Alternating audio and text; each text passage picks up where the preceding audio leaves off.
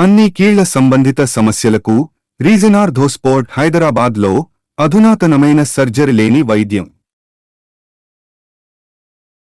ఆ senior leader మాజీ MLA ఏకంగా చెరువు మీదే అలిగేశారా?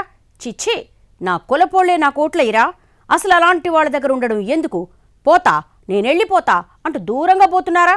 ఆ ఊపులో ఓ చిన్న లాజిక్ మిస్ అయ్యారా ఆయన? ఓటమికి కారణాలు వేరని తెలిసినా నియోజకవర్గ ప్రజల మీద అలిగి అల్లరి చేస్తున్న ఆ నాయకుడెవరు? ఏరి కోరెంచుకున్న మార్పు ఆయనకు పూల పానుపా, ముళ్ల కిరీటమా? కరణం ధర్మశ్రీ ఉత్తరాంధ్ర వైసీపీ సీనియర్ నేత. ఆయన చేసే రాజకీయాల కంటే ప్రాసలు పొగడ్తలే బాగా పాపులర్. ప్రత్యర్థుల్ని విమర్శించడంలో కూడా ఆయనది డిఫరెంట్ స్టైల్. ఫుల్ టైం పాలిటిక్స్లో ఎంత బిజీగా ఉన్నా నాటకాలు, సినిమాలంటే చెవి కోసేసుకుంటారు.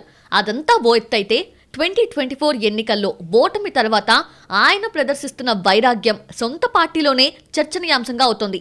ఆ వైరాగ్యం కూడా డిఫరెంట్గా ఉందట. ఊరు మీద అలిగి ఏకంగా నియోజకవర్గం మారిపోవడం వెనుక బలమైన కారణాలున్నాయన్న చర్చ జరుగుతోంది. యూత్ కాంగ్రెస్ నుంచి రాజకీయాల్లోకి వచ్చిన ధర్మశ్రీ 2004లో తొలిసారి ఎమ్మెల్యే అయ్యారు. వైఎస్ఆర్ హవాలో మాడుగుల అసెంబ్లీ స్థానంలో గెలిచి చట్టసభలోకి అడుగుపెట్టారాయన. ఇక 2009 నాటికి పొరుగునే ఉన్న చోడవరం షిఫ్ట్ అయ్యారు. తెలుగుదేశం పార్టీ సంస్థాగతంగా బలంగానే ఉండే చోడవరంలో గెలుపు కోసం దశాబ్ద కాలం పోరాడాల్సి వచ్చింది. 2009-2014 ఎన్నికల్లో అతి స్వల్ప ఓట్ల తేడాతో ఓడిపోవడం ధర్మశ్రీకి మింగుడు పడని వ్యవహారం. ఇక 2019 నాటికి రాష్ట్రంలో మారిన రాజకీయ వాతావరణం, వైసీపీ వేవ్ కలిసి రావడంతో పాటు సింపతి వర్కౌట్ అయి విజయం సాధించారు ధర్మశ్రీ. అప్పుడు సామాజిక వర్గం కోటాలో మంత్రి పదవి ఆశించినప్పటికీ విప్ పదవితో సరిపెట్టుకోక తప్పలేదు.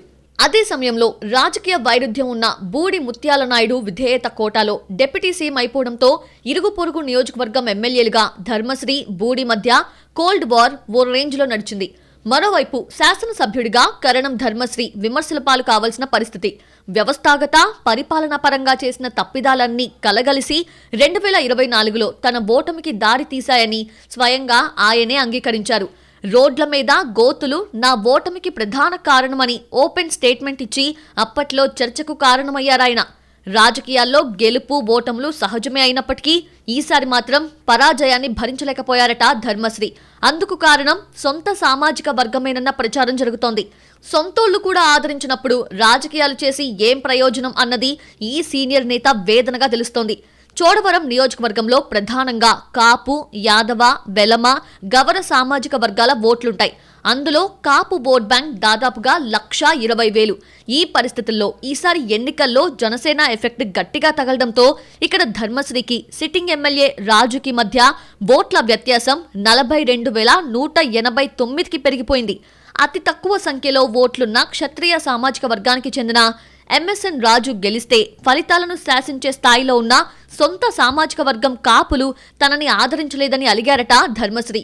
దీన్ని తీవ్రమైన అవమానంగా ఫీల్ అవుతున్నారట. అందుకే 3 సార్లు పోటీ చేసిన చోడవరం నియోజకవర్గాన్ని వదిలేసి వెళ్లిపోవాలని డిసైడ్ అయి అధినేత జగన్ దగ్గర గోడు వెళ్లబోసుకున్నారట.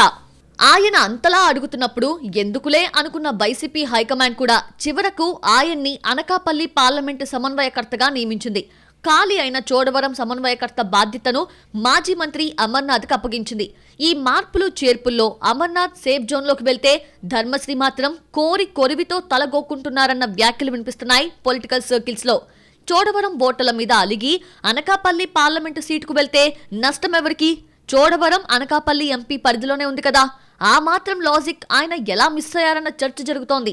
అయినా చెరువు మీద అలిగితే నష్టం ఎవరికన్నా సెటైర్స్ గట్టిగానే పడుతున్నాయి.